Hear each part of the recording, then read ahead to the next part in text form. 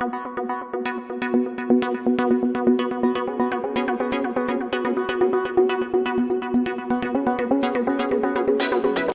dans le cadre du programme Aider sans se brûler, qui a débuté il y a un petit peu plus d'1 an. Donc ce programme vise à apporter des outils et du soutien aux personnes aidantes de la province de la Colombie-Britannique. On aimerait souligner qu'il est rendu possible grâce au financement du programme Ensemble pour le développement social des communautés francophones et acadiennes. Aussi le ministère des Affaires francophones de la Colombie-Britannique. Donc, ce webinaire est en partenariat avec Réseau Santé Colombie-Britannique, Informel et l'Association francophone des aînés de la Colombie-Britannique. Enfin, ce webinaire est le 3e d'une série de 4 webinaires avec l'organisme RAMP, donc le regroupement des aidants naturels du Québec, dirigé par notre animatrice Mélanie. Donc, ça a été rendu possible grâce à l'appui financier reçu du gouvernement du Québec en vertu des programmes de soutien financier en matière de francophonie canadienne. Si vous avez envie de revoir les 2 webinaires précédents, vous pouvez les consulter sur la chaîne YouTube de Réseau Femmes. Je vous présentais l'équipe de recherche et vu que c'est une recherche à action, donc il y avait pas mal de monde qui était d'organismes communautaires qui offrent des services aux proches aidants pour vraiment ancrer ce qui allait être comme outil à la pratique. Oui, c'est ça. Quand on dit la maltraitance envers les personnes proches aidantes, de quoi on parle? Et ce qu'il faut savoir, c'est que il n'y a pas de définition de la maltraitance envers les personnes proches aidantes aujourd'hui. Quand on entend parler de maltraitance, on pense soit aux enfants, soit aux aînés. Et quand on parlait de maltraitance envers les proches aidants, les personnes proches aidantes, on voyait dans la littérature, on parlait de mauvais traitements, de violence, d'abus, d'agressivité. Donc, ça faisait vraiment des études qui étaient très éclatées, qui étaient très différentes et donc difficilement comparables. C'est pourquoi, par exemple, on n'a pas de chiffres sur combien de personnes proches aidantes vivent de la maltraitance. Parce que dépendamment de la définition qui en était faite, ça allait de 6 à 80%, donc c'est absolument pas utilisable. Ce qu'il faut savoir aussi, c'est que dans le monde, il y a 250 000 à 350 000 articles sur la santé qui sortent, articles scientifiques, et il y en a eu tout juste 53 en 10 ans sur les mauvais traitements, on va dire, vécus par les personnes proches aidantes. Donc, on voit que c'est vraiment un phénomène qui est tabou, peu connu et peu compris de ce fait-là.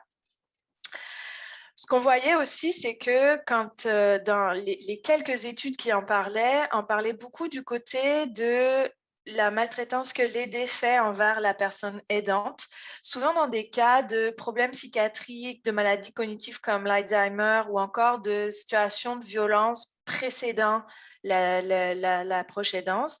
Donc, ça allait vraiment vers cette idée que dans le fond, la maltraitance, elle était non intentionnelle et que c'était la personne malade du fait de sa maladie qui avait des comportements agressifs, violents ou des mots agressifs, violents. Et puis, ça s'arrêtait un peu là. On n'avait pas de vision plus systémique de la maltraitance ou de s'assurer qu'on avait bien touché toutes les parties que le phénomène compose. Donc, ça, c'était pour la revue de littérature. Nous, ce qu'on a fait, c'est qu'on a aussi fait des entrevues avec une centaine de personnes proches aidantes à travers le Québec et 45 intervenants. Et ça nous a permis de déterminer 4 sources différentes de maltraitance. Il y a les institutions.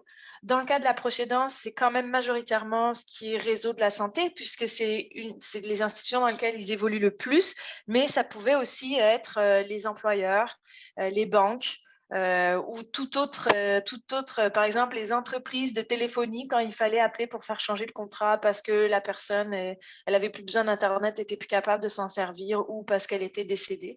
Donc, tous ces organismes-là. La deuxième source, c'était l'entourage, donc la famille immédiate, les amis immédiats de la personne proche aidante. La troisième source, ça, c'est ce que nous avait aussi montré la littérature, c'était la personne aidée.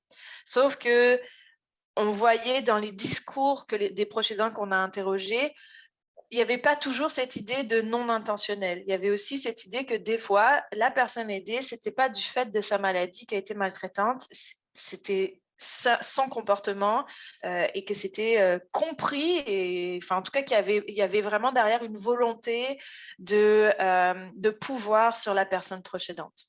Et la quatrième source qui a été un peu plus surprenante, j'aurais envie de dire, c'est que les personnes précédentes elles-mêmes déclaraient qu'elles s'auto-maltraitaient et je vais vous expliquer un peu plus tard pourquoi. Donc dans le fond, pour nous, ça a été quand même, je dirais pas une surprise, mais autant les institutions, on en parle régulièrement de ce qui est de toute la maltraitance administrative pour n'importe quel public. Donc, on s'attendait à le revoir au niveau de la proche-aidance. Les personnes aidées, la littérature nous avait déjà dit que ça allait ressortir. Mais tout ce qui est entourage et tout ce qui est la personne proche-aidante elle-même, c'est quelque chose auquel on s'attendait beaucoup moins, alors que c'est ressorti très, très fortement là, dans les discours, tant des intervenants que des personnes proche-aidantes. Au niveau de comment cette proche-aidance-là, elle se manifeste, donc il y avait 7 façons de se manifester et puis ce qu'on a réalisé, c'est que chaque source peut utiliser les 7 façons. Il n'y a pas une façon de faire qui est plus de l'institution ou de l'entourage. Donc, dans le fond, on voit l'idée d'imposer le rôle de proche aidant, de surresponsabiliser en donnant plus de tâches, plus de responsabilités que ce que la personne est capable. On voit l'idée de porter des jugements sur sa façon de faire ou justement sur sa façon de ne pas faire certaines choses ou sur l'impact que ça a sur elle-même. Il y a l'idée de normaliser le rôle de la personne proche aidante ou la maltraitance que la personne vit. Donc, considérer, c'est un peu une des raisons pour lesquelles on a abandonné l'idée de aidant naturel, parce que ce n'est pas naturel d'arriver à un niveau de proche aidance à ce point pour certaines. Donc, aidant naturel est un mot qui normalise le rôle de proche aidant et c'est pour ça que nous, on ne l'utilise plus. Il y avait le fait de nier l'expertise de la personne proche aidante, son expertise autour de l'état de santé de la personne aidée, autour de tout ce qui est, toutes les mesures qui sont disponibles, tous les services de soutien. Et de nier aussi la contribution qu'elle amène, tant d'un point de vue social. Donc, quand même, au Québec, je ne sais pas ce qu'il en est chez vous, mais au Québec, on parle de 10 milliards d'économisés par année pour le budget. Ça veut dire qu'il faudrait augmenter de 11% le budget de la santé pour pouvoir embaucher à la hauteur de ce que les proches aidants font. Donc, c'est quand même énorme. Il y a comme autre façon de faire de la maltraitance, il y a l'idée de nier les besoins de la personne proche aidante, donc en reconnaissant exclusivement les besoins de la personne malade et en se disant que la personne proche aidante, elle a qu'à se débrouiller pour ce dont elle a besoin. Et puis, dans ce qui est plus commun à la maltraitance de manière générale, il y avait tout ce qui est la violence psychologique, la violence physique et la violence sexuelle envers les personnes proches aidantes. Et dans ces cas, il y avait quand même une forme de continuum où c'était avant déjà la situation d'aidance et que la dynamique d'aidant-aidé est venue rajouter à cet historique-là de violence familiale. Et puis la dernière des formes, c'est contribuer à l'appauvrissement de la personne proche aidante. Donc, le fait de soit la laisser toute payer à la place de la personne malade, soit au contraire, de faire qu'elle ne peut plus travailler parce que ça lui prend trop d'heures, puis dans le fond, on la laisse dans cette situation-là. Fait que je sens que déjà, là, vous avez commencé à figurer un portrait. Je suis sûre que vous avez déjà des exemples qui vous viennent en tête. Et donc, je vais y aller un peu plus justement sur des exemples. Au niveau des institutions, donc là, j'ai quelques exemples de imposer le rôle de proche aidant. Donc, vous arrivez auprès de l'infirmière, vous êtes épuisé, vous dites, moi, je pense que je veux la confier en hébergement. Puis là, on vous répond, ben voyons donc, vous êtes encore capable de la garder, madame, là? Faites un peu d'effort, là. Ça, c'est tout des verbatims là, de ce que les gens qu'on a passés en entrevue nous ont dit, donc c'est même pas inventé, on a juste amélioré le français dans certains cas. Fait que, il y a aussi l'idée que dans le fond, la personne proche aidante, elle s'obstine à aider la personne aidée, surtout dans le cas, par exemple, des maladies neurodégénératives, Alzheimer. Ben là, madame, arrêtez, ça ne sert à rien, ça n'est plus votre mari, il ne sera jamais pareil, il ne reviendra pas. Ça ne sert à rien d'essayer de l'aider à communiquer, c'est fini. Alors qu'en fait, la personne, elle pouvait continuer à garder un contact avec son conjoint, justement en l'entraînant par des exercices d'orthophonie qu'elle avait appris elle-même.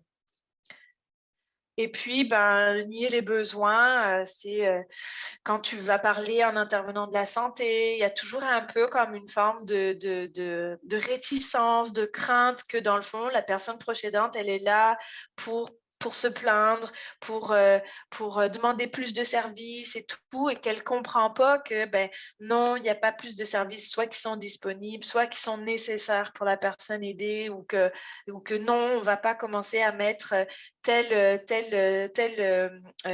thérapie qui vient de je ne sais pas quelle.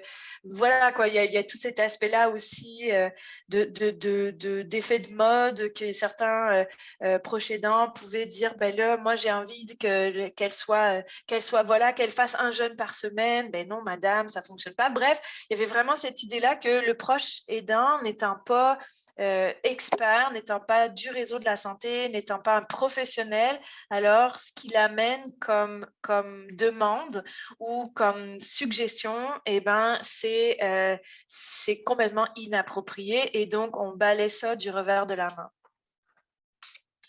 Au niveau de l'entourage, donc il y a porter un jugement. Il critique tout ce que la personne proche aidante fait, que ça soit. Moi, je me souviens d'une proche aidante qui disait j'ai décidé de garder ma mère à la maison, puis là je me suis fait critiquer par mon frère de garder ma mère à la maison en me disant non mais t'as vu, tu t'épuises, tu devrais la confier en hébergement. Puis inversement, je me suis fait critiquer par ma soeur quand j'ai finalement placé en hébergement ma mère, qui me disait mais là tu aurais pu la garder à la maison, voyons donc. Fait que peu importe ce qu'on fait, peu importe le choix qui est développé, dans le fond, les autres ont toujours un avis qui n'est pas forcément dans le sens du proche aidant, même s'ils ne sont pas au quotidien avec la personne aidée, ils ne voient pas qu'est-ce que le proche aidant peut voir. Il y avait l'idée que, justement, surtout au niveau des familles, il y a le proche aidant principal qui est au quotidien, puis il y a ceux qui sont un peu plus satellites. Et donc, eux, ils ne voient pas forcément la personne constamment, et donc ils ne voient pas non plus l'état de santé où il en est, l'avancée de la problématique de santé. Par exemple, quand on voit, je ne sais pas, je vais prendre mon exemple, moi, quand on voit ma fille dans le monde, dans la société, elle va très bien, à la maison, c'est catastrophique. Voilà, bon, c'est cette idée après de dire, là, tu te plains pour rien, regarde, aujourd'hui, maintenant, il est très bien, fait que dans le fond, on considère que ton besoin de soutien, que ton épuisement, il n'est pas justifié. Et puis, il y a aussi cette façon-là de dire, c'est « Ah, t'es courageuse, t'es bien bonne, moi, je ne serais pas capable. » Puis ça, les proches aidants le vivent beaucoup comme « Viens pas me demander de l'aide » ou « Moi, je ne prendrai jamais ta relève parce que dans le fond, je ne suis pas assez bonne, fait que ça t'appartient, puis garde-le pour toi surtout, ne le ramène pas dans les pattes. » Au niveau de la personne aidée, donc il y a effectivement toujours des jugements sur la façon de faire, c'est jamais correct, là tu m'as fait tel repas mais moi j'aime pas ça comme ça, je préfère quand on le fait de telle manière, tu m'as pas plié le linge de la façon que j'aime, bref, donc il y a différents reproches comme ça. Il y a l'idée que l'aider puisse refuser des services ou des soins. Donc, par exemple, pour donner le bain, l'aider ne veut pas que ce soit quelqu'un d'extérieur à la famille, ne veut pas que ce soit un intervenant qui vienne. Et donc, de ce fait, c'est le proche aidant de le faire. où l'aidé ne comprend pas que la proche aidante a besoin de répit. Fait que quand elle demande à ce qu'il y ait quelqu'un qui vienne à la maison pour rester avec son proche, ben, il refuse cette présence-là extérieure. Donc ça, c'est une façon de refuser, nier les besoins, de normaliser aussi le rôle. Dans le fond, c'est normal ce qu'elle fait, fait que tu n'as pas besoin de soutien pour ça, tu n'as pas besoin de prendre du répit. Donc, je n'ai pas besoin, moi, d'accueillir quelqu'un étranger à la famille. C'est ton rôle à toi en tant que conjoint, conjointe ou enfant. Et puis, ben, il y a tous ceux où c'est de la violence psychologique, physique, sexuelle, comme je disais, qui souvent viennent d'une dynamique familiale qui existait auparavant, mais ça peut aussi être révélé par la proche aidance. Donc, c'est l'idée de critiquer tout le temps la personne sur qui elle est, son aspect, sur sa personnalité, sur ce qu'elle fait. C'est l'idée aussi, donc, effectivement, de lui donner des coups, de l'abuser sexuellement. D'ailleurs, dans l'abus sexuel, sur la proche aidance, il y a eu 2 choses qui sont ressorties. Il y a effectivement, donc, les personnes aidées qui abusent dans le sens dont on entend habituellement sexuellement de la personne proche aidante. Mais il y a aussi l'inverse, c'est le manque d'intimité sexuelle. Et ça, c'est vécu très, très difficilement, c'est-à-dire que la personne malade, pour toutes sortes de raisons, là, et ce n'est pas un jugement envers elle, forcément, mais il y a une distance qui se crée entre l'aidant et l'aidé, et quand l'aidant sollicite d'avoir une intimité avec la personne aidée quand c'était son conjoint, et ben ça ne se fait pas, et ça peut aller au point que c'est utilisé par la personne aidée comme un facteur pour monnayer l'aide, le facteur de donner ou pas un câlin, de la tendresse, etc. Enfin, pour la personne proche aidante elle-même, on a beaucoup vu l'aspect nier les besoins de la proche aidante. Donc, vraiment se dire que on fait tout pour la personne qu'on aide, puis c'est normal, puis on ne remet pas en question cette situation-là, ou on n'est pas en capacité de remettre en question parce qu'on ne se rend pas compte dans cette dynamique-là qu'on est en train de s'épuiser, ou parce qu'il n'y a pas de soutien aussi pour nous permettre de contrer cette dynamique-là. Et il y a aussi un peu l'idée du syndrome de Superman. Il y a beaucoup de personnes proches aidantes qui, surtout en début de proche aidance, se voient comme toujours plus capables qu'elles ne le sont réellement. Et ça prend vraiment une crise aiguë pour un réajustement là, de la situation, pour qu'elle accepte d'aller chercher de l'aide et qu'elle ne voit pas cette recherche d'aide comme un échec à son rôle d'aidant. Et puis, il y a ça aussi qui sont tellement dans l'abnégation qu'ils oublient de prendre soin d'eux. Il y a tout l'argent part pour la personne aidée, comme ce témoignage-là de la personne qui préférait ne pas aller chez la coiffeuse parce qu'au niveau financier, c'était tellement restreint que dans le fond, si jamais elle avait besoin de son 20$ pour aller, pour prendre un taxi pour aller à l'hôpital en pleine nuit, elle préférait garder ce 20$-là pour le taxi plutôt que d'aller se faire une coupe de cheveux pour se sentir bien et remonter son estime d'elle-même. Fait que voilà, ça fait un peu le tour là des sources et des formes de maltraitance que les proches aidants peuvent vivre de manière parfois ponctuelle, parfois sur du plus long terme. Et ça nous a justement amené à proposer une définition de la maltraitance. Comme je vous l'ai dit, maltraitance, on entend souvent enfant ou aîné. Nous, on a voulu vraiment amener cette spécificité proche aidant. Donc, on est allé vers l'idée que c'est l'exercice du rôle de proche aidant qui rajoute comme un risque supplémentaire à ce qu'une personne puisse être maltraitée. Donc, on a remis les sources, les institutions, l'entourage, la personne aidée, la proche aidante elle-même, et on a mis, ça c'était assez commun dans tout ce qui est violence, ça peut être intentionnel ou non, mais ça se manifeste par l'absence d'action appropriée, par des attitudes, par les gestes qui peuvent se reproduire une fois, se cumuler ou se répéter. Et donc, on a remis les sept façons dont la maltraitance s'exprime, que je vous ai nommé tout à l'heure. On a aussi fait, dans le cadre de cet exercice, de cette recherche-là, une définition sur la bientraitance envers les personnes proches aidantes, mais elle est encore en construction.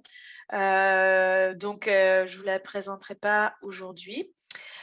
Par contre, là, on peut prendre 5 minutes, peut-être un peu plus, dépendamment, pour si vous avez des questions au sujet des résultats de recherche, parce qu'après, on va passer plus dans la partie atelier et là, ça va être en format plus autant vous qu'allez parler que moi. Fait que je ne sais pas, là, est-ce qu'il y a des choses que vous voudriez aborder dès maintenant?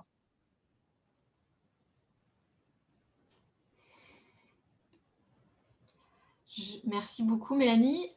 Je ne vois pas de questions dans le clavardage non plus. Est-ce qu'on passerait à Tout la est deuxième? clair, j'aime ça. Hein? Ta présentation était bien détaillée. Bon, je vais te laisser boire un petit verre d'eau et puis expliquer un peu comment va se passer cette discussion interactive. Peut-être que c'est là où tu garder l'enregistrement. C'est ça que j'allais dire, puisque là, on va présenter des cas de figure issus de l'étude, on va voir ensemble les solutions pour y faire face. Et c'est ça que j'allais dire, si vous pouvez prendre la parole, évidemment. Et si vous prenez la parole, moi, je vous poserai une question sur le clavardage, si vous voulez que votre prise de parole soit diffusée ou non. Donc, c'est ça. Parfait. Moi, ça me convient. On a Sylvie qui nous rejoint. Fait que là, je vais repartager mon écran. Est-ce que vous le voyez bien cette fois? Oui, moi, je le vois bien. Parfait. Donc, bon, comme je vous le disais, l'idée, c'était pas juste de faire une étude qui resterait dans les beaux articles, dans les 350 000 articles scientifiques pondus chaque année, mais vraiment d'aller avoir une composante terrain, sensibilisation. En fait, au départ, on n'était pas certain de quel type d'outils on allait utiliser et ça faisait partie des demandes qu'on faisait dans les groupes de discussion. Si vous aviez, comment est-ce que selon vous, on devrait agir pour limiter cette maltraitance-là? Et assez unanimement, au jour où on se parle, en tout cas, il y avait vraiment l'idée, il faut sensibiliser. Que ça venait des proches aidants, des intervenants, c'était vraiment l'idée de dire, c'est quelque chose qu'on ne connaît pas, même nous qui sommes parfois maltraités, on ne le connaît pas, fait qu'on a besoin de sensibilisation, on a besoin de sensibiliser tout le monde. Donc, que ça soit l'entourage, les personnes proches aidantes, les intervenants, des communautaires, du milieu de la santé, etc., etc. Donc, on est vraiment allé dans l'idée de créer une boîte à outils qui serait dédiée à tout le monde, qui ne serait pas seulement pour l'un ou l'autre des publics. Et ça a donné ceci. Donc, tout à gauche, c'est une affiche qui peut être un grand format, qui peut se mettre dans les cliniques médicales, dans des lieux communautaires, dans peu importe, qui va venir sensibiliser. Mais cette affiche-là, on l'a aussi considérée comme un outil d'intervention. Donc, vous voyez, il y a différents cas de figure et on va en revenir après. Et dans le fond, l'idée, c'était de chaque petite vignette, chaque petite situation peut être discutée en groupe. Et c'est ce qu'on va faire tantôt, dans le fond. Dans le fond, je vous présente l'outil et je vous fais en même temps à l'utiliser ou en tout cas à prendre conscience. C'est un outil qui vise à prendre conscience des différentes sources de maltraitance et de bientraitance. Donc, on fait un mix là de tout ça. On avait vraiment l'idée en arrière de cette affiche que souvent, la vision qu'on a de la proche aidance, c'est un point X, alors qu'en fait, c'est un parcours. C'est vraiment, on commence proche aidant à un moment qui est déjà pas le même pour tout le monde, c'est-à-dire que des fois, c'est au moment du diagnostic. Pour d'autres personnes, c'est très, très en amont, avant même que le diagnostic soit posé. Mais c'est un parcours de vie, j'aurais envie de dire, pour certains, où on va évoluer entre des fois des phases plus aiguës, des fois des phases plus calmes. Le moment du diagnostic est peut-être aussi un moment, et pas peut-être, c'est certainement un moment charnière parce que c'est là où on va se poser plein de questions. Il y a des moments où notre situation en tant que proche aidant va changer et donc ça va influencer la dynamique aidant-aidé. Il y a des situations où c'est l'entourage qui va changer. C'est vraiment multidimensionnel. Ça y est, je trouvais le mot. Et puis, ce qu'on voulait aussi mettre de l'avant, c'est que c'est pas toutes les personnes qui sont maltraitées dans l'exercice de leur rôle, ou en tout cas pas à tous les moments, et que inversement, il y a aussi des gestes positifs qu'on peut voir sur le parcours des proches aidants. Les proches aidants nous en ont cité beaucoup. Donc, c'est ça, c'est vraiment cet outil de base-là. Puis pour permettre aux personnes qui le souhaitent de faire un atelier suite à cette affiche-là, donc on a créé, ce que vous voyez au milieu, c'est un guide d'animation. Donc, si vous aviez envie d'animer un guide dans un organisme de femmes, auprès d'infirmières, auprès de proches aidants, auprès d'entourage de proches aidants, auprès de personnes aidées, ben, le guide est là pour vous aider, à vous accompagner à créer l'animation au niveau des questions, au niveau des exemples, etc. Enfin, il y a les 3 petits dépliants sur la droite. Là, c'est vraiment plus le dépliant basique qu'on voit de qu'est-ce que la maltraitance, qu'est-ce que la bientraitance, etc. Donc, un outil de sensibilisation pour les personnes proches aidantes, pour l'entourage, pour les professionnels de la santé, qui peut être distribué, mis dans des lieux stratégiques, etc. Tous nos outils, ils sont disponibles sur notre site Internet. Comme je vous le disais, le seul bout qui serait à changer, c'est la ligne en noir de la fiche, là, où on voit les 3 lignes qui sont spécifiques au Québec. Puis ce ne serait pas dérangeant là, de rajouter quelque chose plus proche à la Colombie-Britannique. Et ils sont disponibles en anglais aussi, même si je sais que là, je parle des francophones. Mais dans les lieux mixtes, il y a la possibilité d'avoir les deux. Bon, c'est tout. Merci beaucoup, Mélanie, de t'être jointe à nous. Ça m'a fait plaisir.